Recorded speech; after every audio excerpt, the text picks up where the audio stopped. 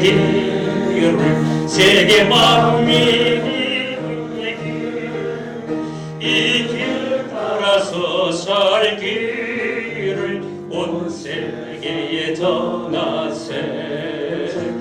총회를 인도하시는 우리 총회장님에게 더욱더 지혜와 능력을 더하여 주셔서 회의를 이끌어가는데 부족함이 없게 하여 주시고 모든 목사님들에게도 동일한 은혜로 함께하여 주시옵소서.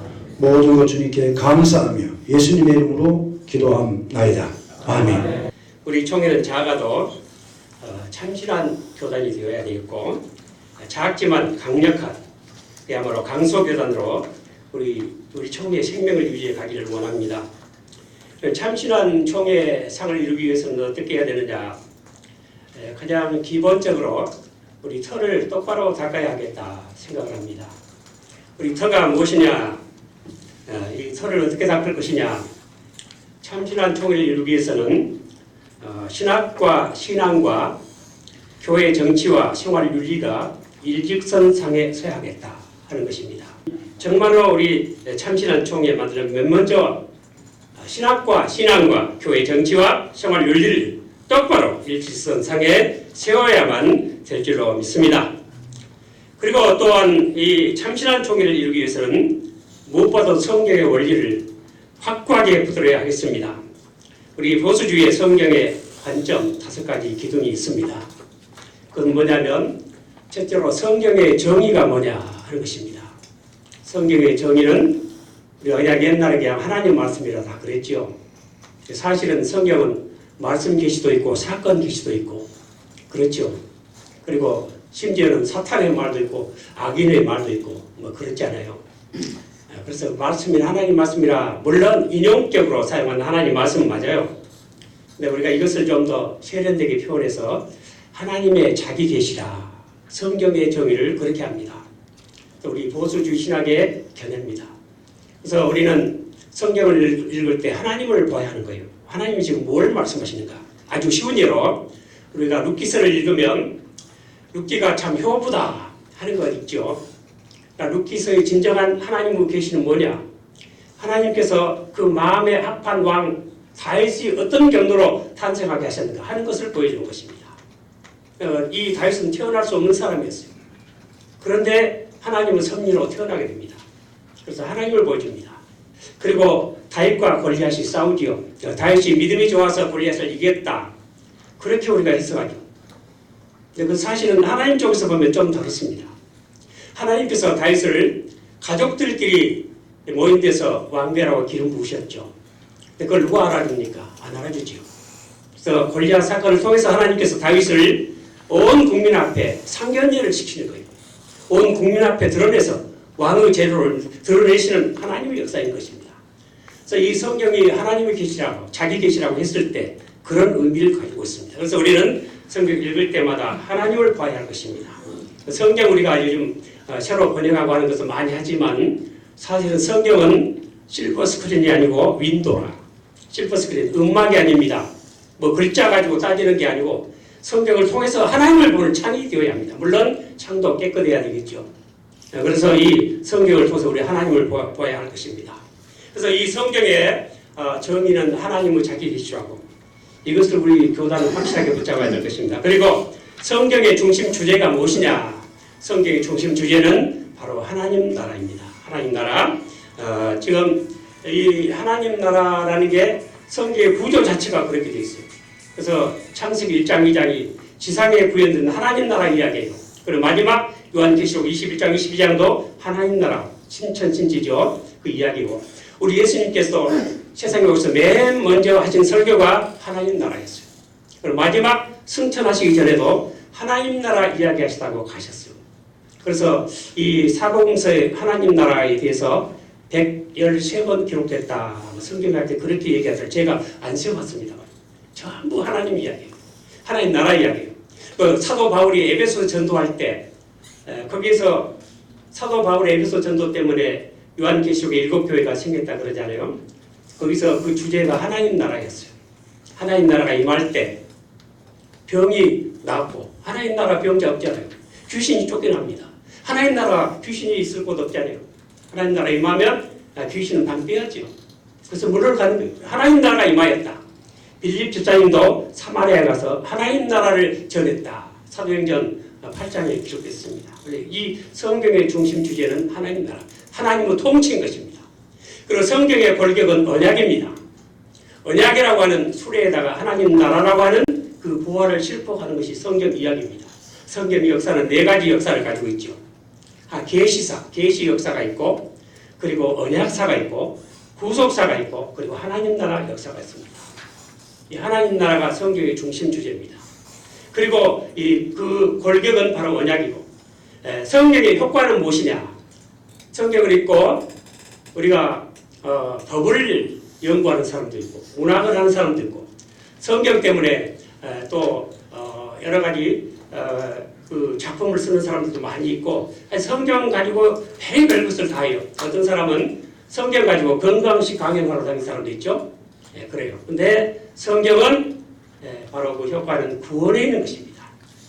이 예수 그리스도 안에 있는 믿음으로 말미암아 구원에 이르는 지혜가 있게 하려고 성경을 우리에게 주신 것입니다. 그래서 성경의 효과는 구원입니다. 그리고 구원의 목적은 무엇이냐? 구원의 우리가 보통 구원받은 것으로 끝난 것으로 예수 믿고 구원받았어요. 그걸로 끝나버린 게 좀 문제입니다. 구원받은 이후의 삶이 무엇이냐? 그것이 바로 하나님 나라인 것입니다. 우리 조개는 언제나 하나님의 나라여야 할 것입니다. 여러분, 우리 하나님 나라, 우리 주님께서 이런 언약을 잘 보존하게 하시려고 우리 주님은 교회를 세우셨습니다. 교회가 하나님 나라냐 아니냐? 교회는 하나님 나라가 아닙니다. 근데 거기에 대해서 의의를 제기한 사람들이 있을 거예요. 왕도 같은 왕이고 백성도 다 같은 하나님 나라 백성이고 법도 같고 왜 교회가 하나님 나라가 아니냐? 천주교는 교회가 하나님 나라래요. 그래서 나라와 같은 그런 제도를 만든 것이 천주교입니다. 우리 개혁교회는 교회는 하나님 나라가 아니라고 말합니다. 그럼 교회가 뭐냐? 이 교회로부터 하나님 나라가 나온 게 아니고 하나님 나라로부터 교회가 나옵니다. 교회가 하나님 나라 만들지 못하면 사람은 못 만듭니다. 하나님 나라는 하나님만이 만드십니다. 그리고 하나님 나라를 증거하고 증시하고 하나님 나라를 선전하고 우리 하나님 나라를 관리하고 섬기고 그런 역할을 합니다. 그럼 하나님 나라와 교회와의 관계가 뭐냐? 아주 쉽게 말하면 대사관과 같은 것이다. 대사관. 그리고 우리 교회에는 5대 업무를 가지고 있습니다. 교회가 해야 할 5대 업무가 뭐냐? 그걸 헬라어로 하면 레이트로기아, 첫 번째 레이트로기아, 두 번째 캐리그마, 세 번째 디다케, 네 번째 코이노니아, 그 다음에 다섯 번째 디아코니아. 근데 이 레이트로기아가 뭐냐면 예배와 예전을 말합니다. 예배와 예전을 레이트로기아라고. 그리고 캐리그마는 그거 잘 아시죠? 이 하나님 나라 이 복음 선포와 전도를 말하는 것입니다. 그리고 디다케는 교육과 훈련, 그리고 코이노니아는 교제와 친교, 그리고 디아코니아는 봉사와 섬김을 말합니다. 그래서 이 레이트로기아 예배와 예전을 통해서 복음화를 시킵니다. 그리고 복음 선포와 전도를 통해서 제자화를 시킵니다. 그리고 교육과 훈련을 통해서 영성화를 시키고, 그리고 이 코이노니아를 통해서 기독교 문화화가 이루어지는 것입니다. 기독교 문화. 그리고 디아코니아 섬김과 봉사를 통해서 기독교 역사화. 그래서 복음화, 제자화, 영성화, 문화화, 역사화. 여러분들 기독교 교육 관계 서적 읽어보면 아마 거의 다 나올 거예요. 이 내용이. 그래서 우리는 맨 먼저 이 레이트로기아 예배와 예전을 중요시합니다. 예배는 뭐냐? 예배는 하나님의 모든 계시에 대한 애정어린 반응을 예배라고 한다. 그렇게들 정의합니다. 하나님의 계시에 대한 반응입니다. 우리가 예배는 어떻게 드립니까? 신령과 진정으로 드립니다. 왜 신령과 진정으로 드립니까? 하나님께서 우리를 구원하실 때 신령과 진정으로 구원해 주셨습니다. 그리고 예식은 무엇입니까? 예식은 하나님의 구원 사건을 우리 인간 역사에다가 각인시키는 의식입니다. 6월절 할때 그 구원사를 우리 삶에 그냥 새기는 거예요. 그것을 예식이라고 합니다. 우리 교회 안에 지극히 작은 성도 한 사람을 귀하게 볼 줄 알아야 됩니다. 목사만 중요하고 장로는 안 중요하고 성도는 안 중요합니까? 진정한 교회의 생명은 그 교회에 있지 우리 총회에 있는 것이 아닙니다. 여러분, 총회가 크고 노회가 작고 당회가 더 작습니까? 우리 조직신학 교회로는 반대로 가르쳐요. 총회가 어디서 나옵니까? 노회에서 나오죠. 그러니까 노회가 더 큰 거예요. 노회가 어머니고 총회가 딸이에요. 노회는 어디서 왔어요? 당회에서 나왔죠. 또 당회가 어머니고 이 노회가 딸이에요. 그래서 당회의 결정은 노회가 어쩔 수가 없는 거예요. 이것을 우리가 알고 괜히 총회랍시고 총회 우리가 총대라고 막 큰 마음 갖지 마시고 겸손한 마음으로 지극히 작은 성도 한 사람을 소중히 여기야 될 줄로 믿습니다. 우리 총회는 그럼 뭐 하는 것입니까? 여러분, 산에 가면 소나무 있죠. 소나무 껍질을 한번 보세요. 소나무 껍질 벗겨지고 일어나고 그 소나무 아니에요. 소나무 성질이 거기 없어요. 진정한 생명 그 안에가 있어요. 그렇지만 껍질이 없이 그 안이 어떻게 살겠습니까? 우리 총회는 문제가 있어도 참다운 이 소나무 생명을 쌓고 있는 그 나무 껍질과 같은 것이 총회예요. 그래서 예수님께서도 총회에 문제가 많고 노예가 문제가 많아도 늘 회당에 다니셨고 예루살렘 성전에 가셨던 것입니다. 그런 의미로 우리 총회는 소중합니다. 그러면서도 우리 지극히 작은 한 사람의 생명을 보면서 그에서 예수님의 얼굴을 발견할 수 있어야만 참신한 총회가 될 줄로 믿습니다. 지금 우리 총회가 각 교단마다 기업화돼가지고 지극히 작은 성도를 무시해버립니다. 그래서 타락하고 변질됐습니다. 우리 총회는 그렇게 하지 맙시다. 참신한 총회로 총회가 되면서 우리 최선 노력을 할 때 하나님께서 우리에게 축복해 주시고 우리 총회가 강한 총회로 발전시켜 주실 줄 믿습니다.